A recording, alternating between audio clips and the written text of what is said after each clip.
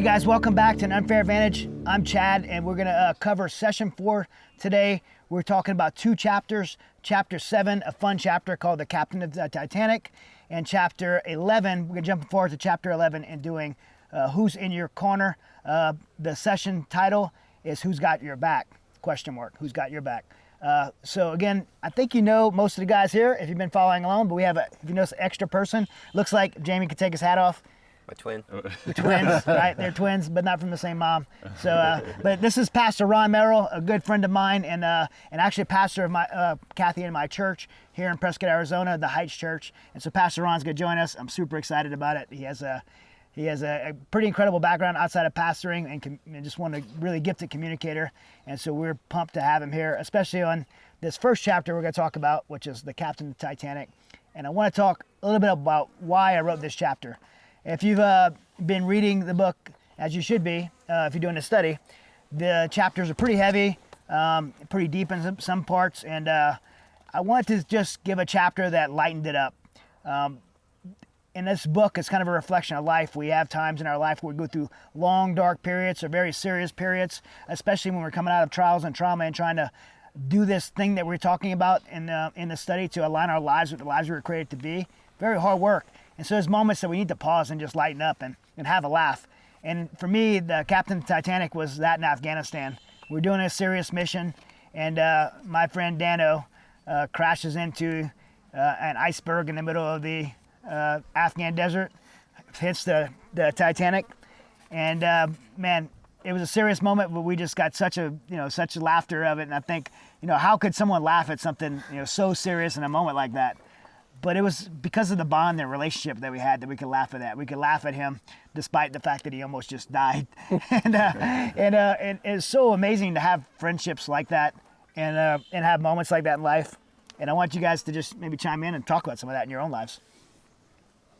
Yeah, I think about I think about some of the different traumas or maybe kind of life and death situations. And it's like when it's over and the relief, and you think, well, I cheated death one more time. And you're there with people you really trust that have been through it with you. And it doesn't matter what it is. It doesn't have to be combat. But you laugh so hard and so deep, and it's a big relief. But I've never been able to, if you don't have that connection, with somebody, I mean, you don't have that deep relief, that deep laughter, that, even though it was something serious with your bud, you know what I mean? He's not offended that you're laughing and he almost died. Yeah. Right? Yeah. But you couldn't do that with somebody you had a casual relationship with. Sure. Yeah. This is why we laugh when our family members trip and fall or slip on the ice. Yeah. Right? Yeah. It's not because we don't love them. It's because we do, and it's funny. That's okay. That's true. Yeah. That's true. I remember when my dad passed away suddenly of a heart attack. He was 48 years old, my adoptive dad, and had just meant the world to me. And he and my mom had been on vacation in Ireland, and it was first full day there that it happened. So then that just complicated the whole process because it was international and slowed down his return and how we were going to work out all the logistics. And so I remember my mom got home. My dad's remains were still in Ireland. And then we got word that they were going to ship his remains over. And he had been cremated. And at this point, we're just devastated. We're 2 weeks into this thing. We don't know which end is up. Our hearts are hurting. And but it was just one of those moments. Like, humor is such like a pressure relief valve that God gives us to blow off some of that stress and steam. But it's a God-given gift. And so we got word that UPS was going to be shipping my dad's remains. And you tell this story, and people don't even know, like, can I laugh at this, or is this? Yeah. And we thought, well, this is weird. Like, he's coming, and you know how they give you that window? We'll arrive between 8 a.m. and 2 p.m.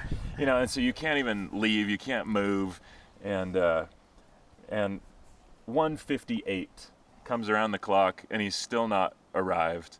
And we're like, oh, forget it. He's not coming. We ran literally like down the block to get something. We came back, and the little notice from UPS had showed up. Hey, we tried delivery of your special package, and you weren't here. So now you have to come to the main station to pick up your package. And of course, they don't have any clue what they're delivering. So we went down to the UPS station.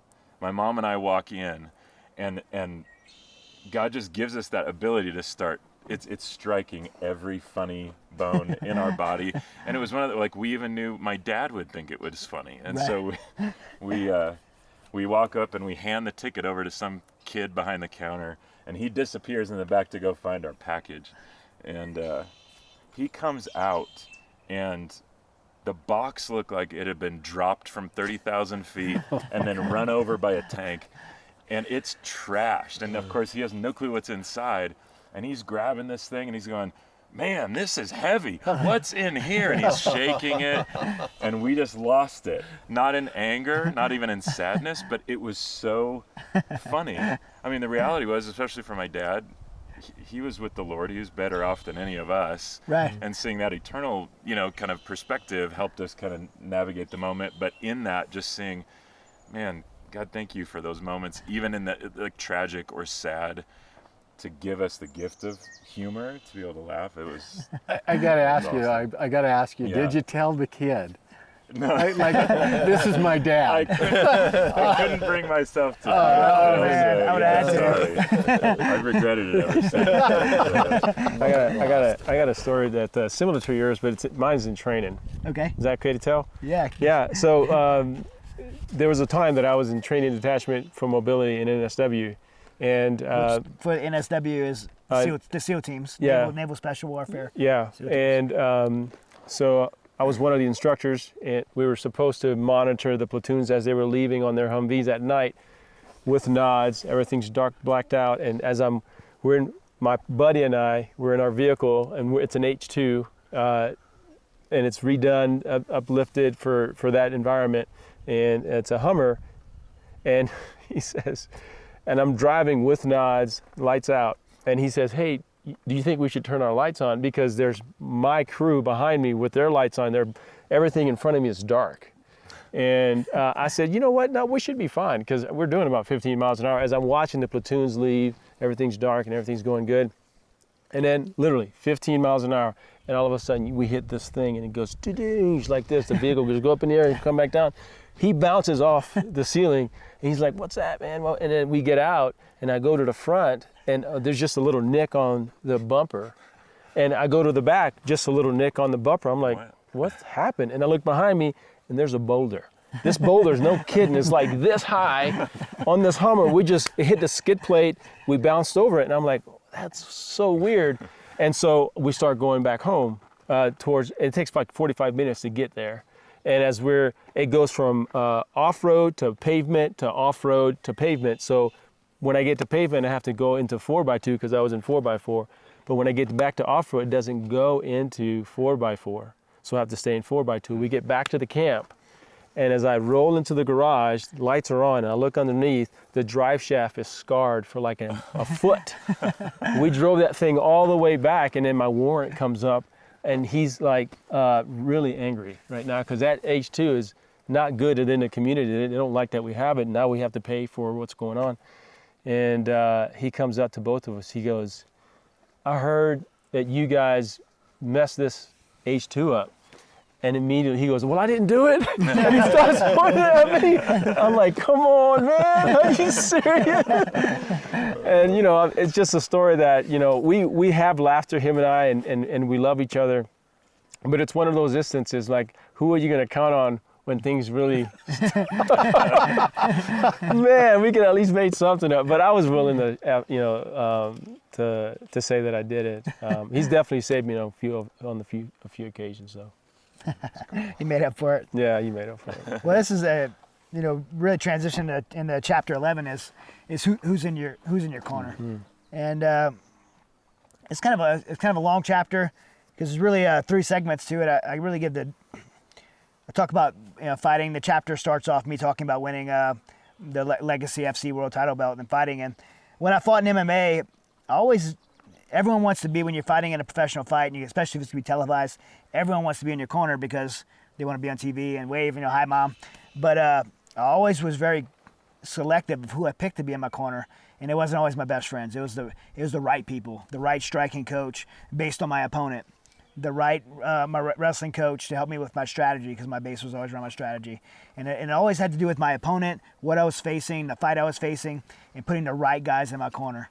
And I did that really well as a professional athlete, winning a lot of professional fights. But I didn't always do that well in my personal life when it came to looking at the opponents, the enemy I was facing, the spiritual battles I was facing, even being aware of those battles. So who to put in my corner. And I tend to, the people I go to are the people, might have been hanging out with the most, or I thought was the closest friends, but not the right people.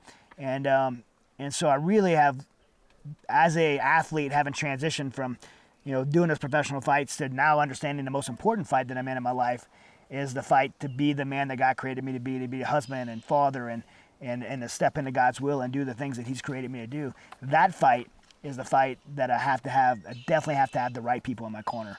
And I was really introduced to this, and you read about Steve Toth in the book, when Steve stepped into my life and for the first time in a long time just told me the hard things I needed to hear.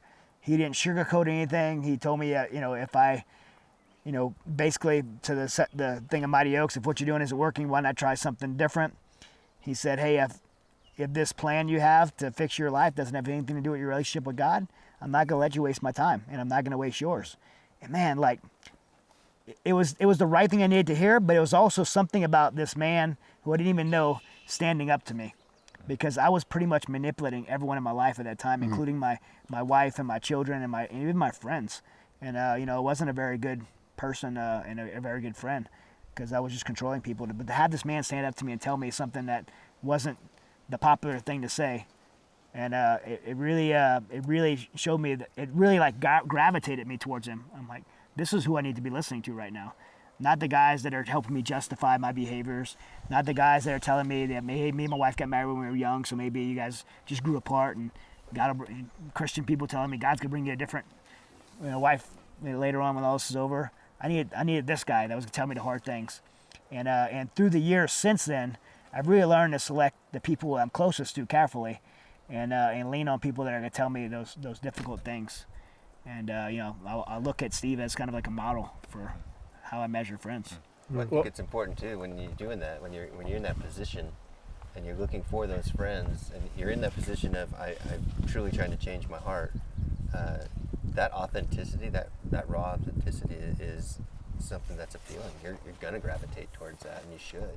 Yeah. I think that's so important what you're saying there. I think that your life or your struggles transitioned into the Mighty Oaks programs.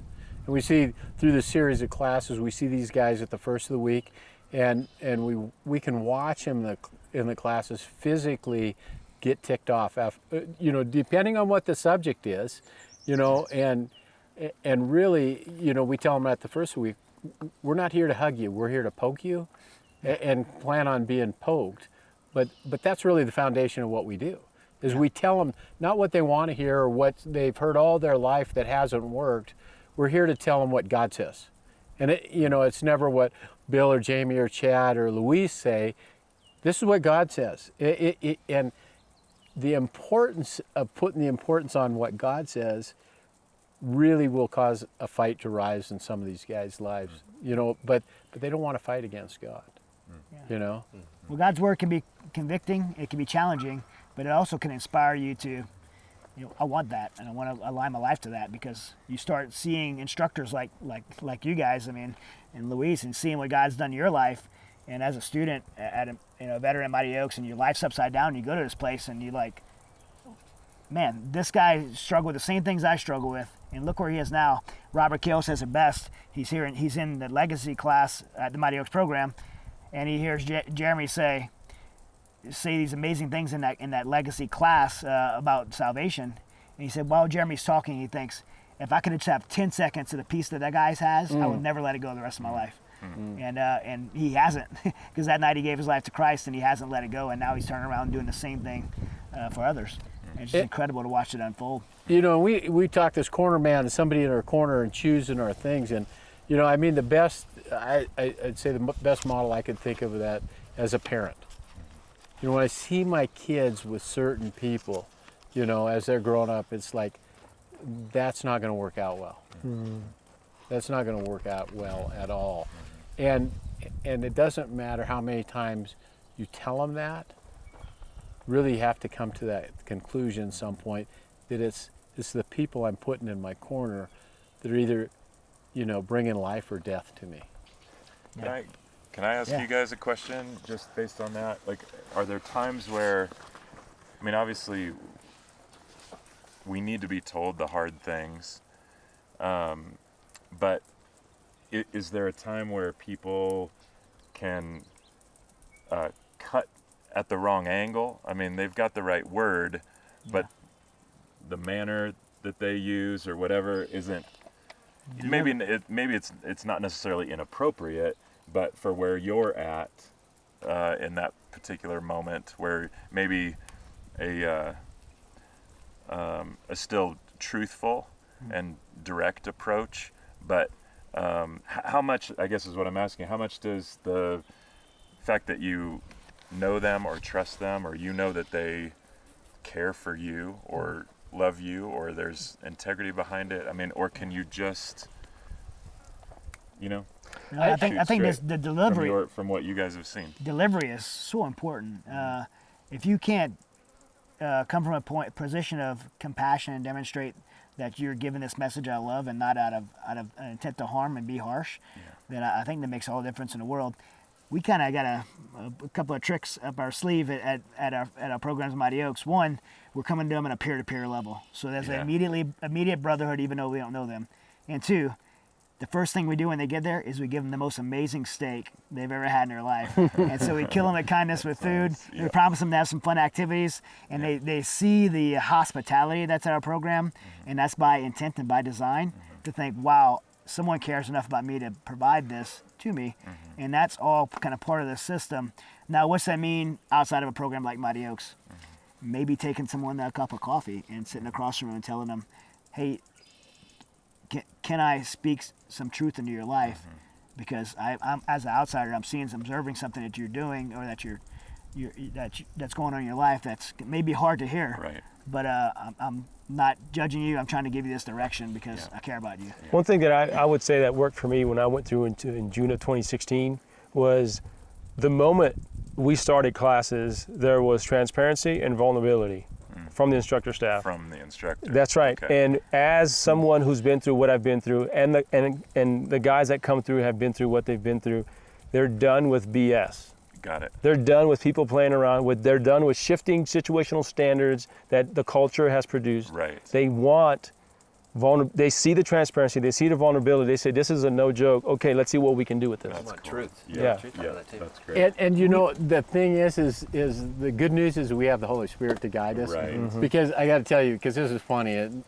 Remember last week, you know, team leader says, "Will you take this guy down and have a talk with him?" You know, and I said, "Yeah, sure." You know, and I'm like, I don't know what I'm gonna, you know, kind of, okay, Lord, what do you want me to say, kind of thing. And we started going, and I was like giving him the knife hand. Like, I've never done that to anybody in 3.5 years. I was saying, here's where you are, this is what you're doing, you got to make a choice, you know. By the end of the thing, I mean, he's crying, snot's flying, and I'm like, man, I have never talked to anybody like that before. But it came to where he came to ask Jesus into his life, surrendered to Jesus. And it wouldn't have been an approach I would have told anybody take, and I've never done it. So, But the Spirit of God directed you that way. yeah, but that's what he needed. Yeah, that's great. And I think you see with all the team leaders, they treat each person like they're an individual.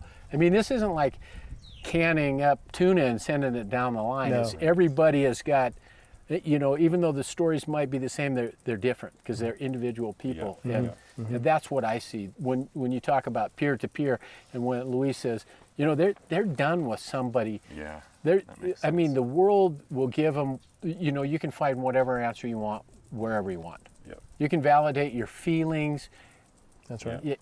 wherever. And, Right. and we're not there to validate. Yep. That's great. So Ron, how's all that tie to everyday life brotherhood and making sure you got the right people in your corner. Well, I was wondering too for you guys, like, when I'd be interested to know maybe like when you think about people that got the best out of you. Right. I don't care if it was in the military or just back in high school or sports or whatever. Maybe a pastor, whatever. Is there some common threads? That what was it that allowed them to get the best out of you? I think it goes back to what offhand. Chad was saying. It's that apparent compassion and Yeah. love that's coming through, that underlying. I mean, I'm going to be transparent. I'm going to be authentic with you because I love you, because you're one of God's creations, just like I am, and I want to have that relationship with you. And when you sense that in somebody, it's hard to turn your back on Yeah, that. Yeah. exactly. I'd say for me it's two things. One, it's being challenged always drives me. I mean, if I was a dog, I'd be pulling on a choke chain, Right. coughing up my lung. Right. 'Cause I'm just gonna, if any resistance, I'm gonna Yeah. push back. So being challenged is always something that, from a negative side and a positive side, it's always pushed me Yeah. to produce.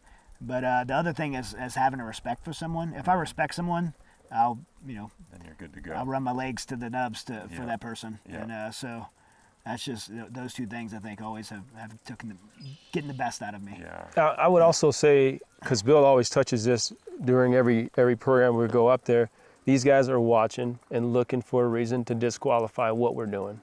And so as the week goes on, they're realizing, man, these guys are for real, because things that we do can disqualify us as team leaders, as guys who are leading up the program.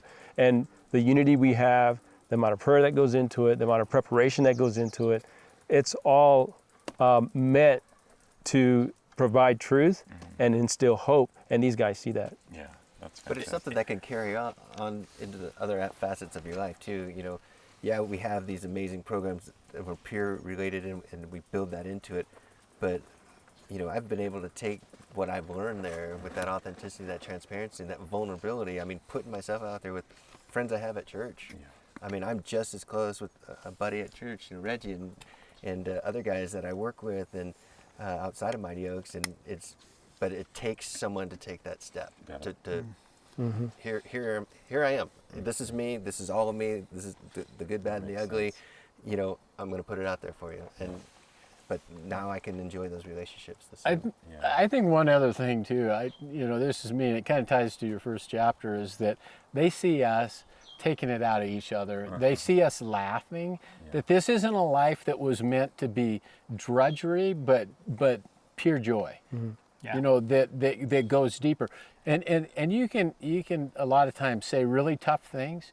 Like some of the guys, we'll get up there and they can say some really tough things and then say something really funny.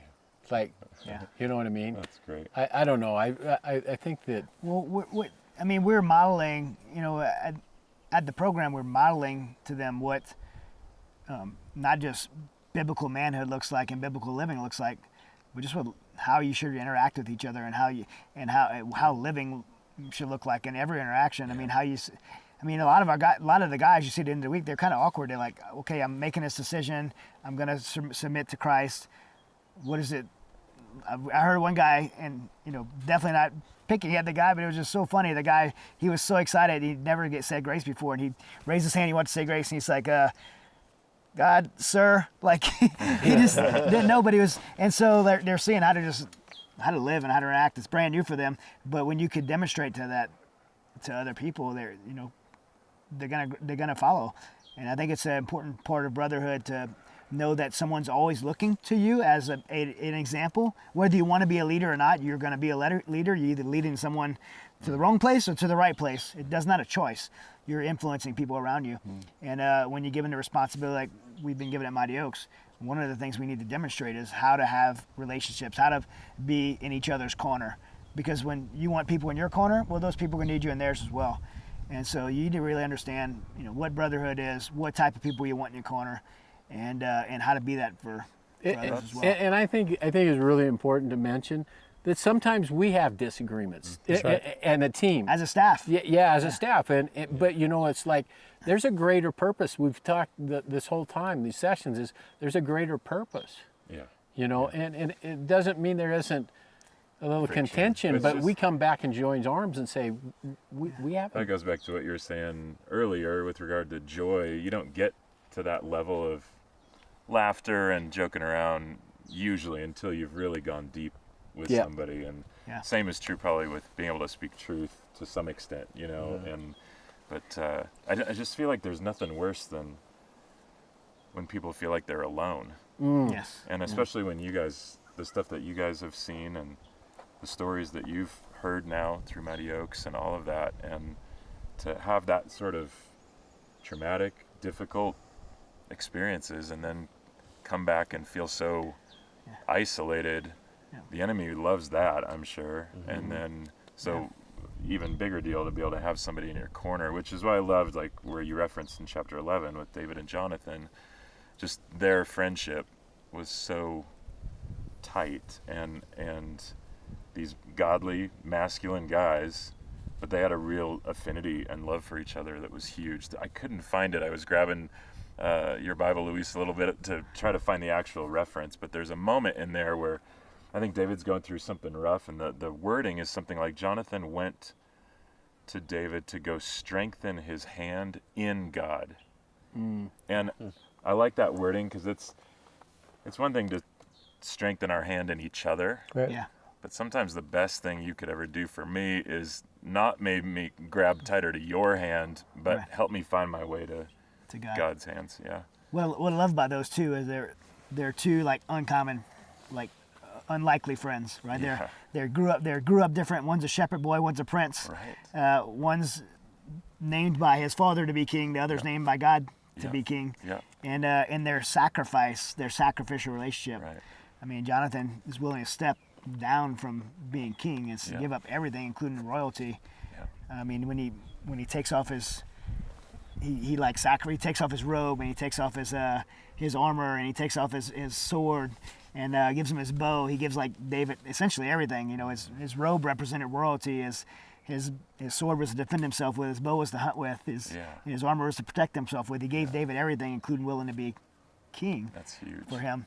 And it's just such a beautiful relationship of what we should strive for in our brotherhood in life. Yeah, and to go back to your point, it's because obviously Jonathan he knew David was going to be, God decreed that. Right. And Jonathan knew that, and Jonathan stood on that. Right. And that propelled him to go to David, and this is who you are, all because of what God decreed. This is what God said. And so that's what we try to instill, even with each other. Yeah. Because there are times going forward from here that we may run into issues within our own personal lives that we can reach out to each other, and the hope is we point each other back to Christ. Yeah. What do you think about these two, right? And again, they're two unlikely friends. What unified them? It wasn't, maybe they did have some things in common, but from what we read, they didn't initially have a lot in common. What Yeah, it's unified the them was Lord. their common love and submittance to the will of God. That's what unified them. Right. I've got some friends that are very much like me, but I now asking the question, who's in my corner, or who do I really feel like are the closest and the supportive friends? A lot of them are the ones that are actually the most different from me. Yeah. And it's that complementary fit that God's orchestrated. I mean, that's the body of Christ. It's a hand with a foot, or, and that's been a huge blessing to me. Yeah. Well, our final little speed round of your favorite takeaways from these two chapters. Start with you, Luis. Yeah, what you say here, a friend, nope, the one before. Is it 7? Nope, 7. Yeah. Where's 7 right here? That quote you have here, a happy heart makes the face cheerful, but heartache crushes the spirit, in Proverbs 15:13, which points back to Psalm 1:1, and it talks about how blessed is the man who doesn't walk at the seat of scoffers, who doesn't surround himself with people that are going to steer him the wrong way, Yeah. but he delights in the law of the Lord, and others who delight in the law of the Lord. Surrounding yourself with like-minded men who will point you back to Christ. That's what I take away from that. Awesome. Yeah. Master Ron. I think for me, your line here on in chapter 11, page 125, just we were created to have community, to have brotherhood. You stole mine. Oh, sorry. Okay. No, you can fill it in. No, you go work. Go for it. I think that's it. If we're in life in general, much less life during struggle, roller coaster, twists and turns, heartache, and we're trying to do it alone. I mean, that's just where the enemy is celebrating, and then any sort of transparency and closeness with a good friend is key. You're not supposed to do it alone. We're not created Not to do it created. alone. We're not made for it. And And, the part I want to add to that was right after that, you said if you don't have a relationship like that, then you need to seek it out. Yeah, And that's the seek thing. I think we just so often, like, I know I've been this way in my life in the past. It's like, well, I want nothing more than a good friend, but you know, I don't know of anybody. Yeah. Well, what was I doing to seek it out? Right. Yeah. I was just sitting there, you know, letting the world pass me by. In one of the previous sessions, we talked about where to find someone like that. And if you haven't found someone like that yet, I tell you, I do these men's events, and all the time, men are like here in this brotherhood. We teach in a brotherhood class, and they're like, "That sounds great, but where do I find a man like that?" Tell you again, if you're in a study right now, which you're probably in a study if you're listening to this video. If not, you need to get into one. And you look to your left and your right, and that's who you need to lock arms with. That's who you're looking for. Because men that would be intentional about doing a study like this means they're on the same path as you. They're heading in the same direction, heading in the right direction. And that direction is to continually calibrate our lives to the lives that we were created to live and the will that God has for us. That's where you find men like that. That's where you find the right community. And so, one more. Oh, Bill. good. I thought you were gonna just like pass me on and shut down, and I I got thought you. these guys like Respect kind of stole my thunder. my grandmother told me to but- respect my elders, and Yeah, on page 119, when you say I was going to fix my life, and I think that if everybody, you know, as men, we're going to fix everything, right? Yeah. And it just follows with what you guys. It kind of hit the same thing. You know what? If you think you're going to fix out your life, you're going to fail again. Yes. There's only one way to fix your life, and that's to line it with God and to align it with the purpose that He created. But Outstanding. Hey guys, I hope you enjoyed this session, and I look forward to the next one. But before I sign off, I want to challenge you. In these chapters, I talked about some funny moments in my time in Afghanistan. I talked about some cornermen in some of my professional MMA fights. But I talked about the most important fight that I could be involved in, and that was the fight to get back into the very life that God created me for. And that required putting the right people in my corner. And so I want you to think about some of the things we talked about, and I want you to ask yourself, what are some things in your life that you need to fight for, and who are the right people to be in your corner? Do you have those people in your corner now? Or are you investing in the right relationships? If not, are you going to be intentional about putting the right people in your corner? Like-minded people pursuing the things of God, just like Jonathan and David found in each other. So I challenge you with that, and I also ask you to, as you dig into some of the biblical context in this study, that you ask if, as you apply God's truth to your life and to situation, how would your life be different? Would you land in a better place? If we all do that, how would we all end up in a better place in our homes, families, in our communities, in this nation, and in the world? Right? This is the fight that we're all called to be in. And luckily, thankfully, we're not called to do it alone. God has a plan for us and includes this community and brotherhood. And so I pray you find that, and I pray that this session challenges you, and I look forward to seeing you on the next one. God bless.